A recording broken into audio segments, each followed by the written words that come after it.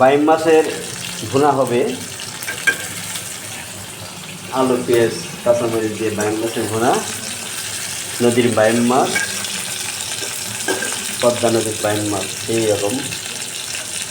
আমার গ্যাসের চুলা একটা সমস্যা হয়েছে, একদিকে জাল খুব বেশি উঠে দেখতে যাচ্ছেন কড়াইতে একটু লাল হয়ে গেছে, মানে কড়াই পুড়ে যাচ্ছে এক সাইড জাল বেশি উঠে। চুলাটা ঠিক করতে হবে, গ্যাসের চুলাটা একটু নষ্ট হয়ে গেছে হঠাৎ করে। সাদা তেল না, তেল দিচ্ছে সরিষার তেল।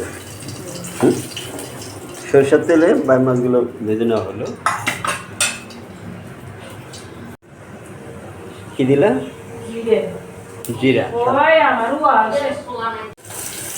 পেঁয়াজ কুচি তেলে ভালো করে ভেজে নিয়ে আসছে।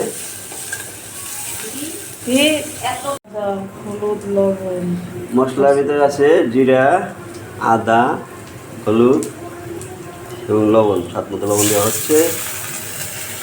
পেঁয়াজগুলো একটু ভেজে নেওয়া হচ্ছে। এখন আলু আগে ভেজে রাখা হয়েছিল। আলু পেঁয়াজ দিয়ে বাইম মাছের ভুনা, দারুণ মজা। মশলাগুলো কষাই নেওয়া হচ্ছে, ভালো মতো কষাই নিতে হবে মশলাগুলো।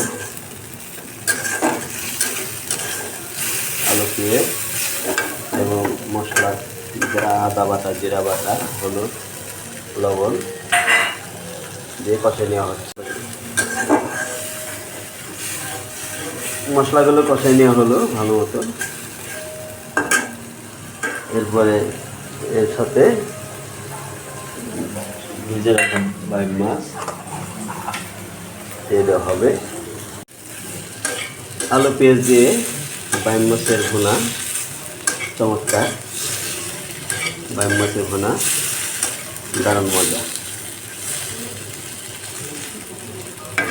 ভিডিওটা দেখার জন্য সবাইকে ধন্যবাদ। সামনে একটু জল দিয়ে দেওয়া হচ্ছে। নদীর বাইম মাছের ভুনা আলু পেঁয়াজ দিয়ে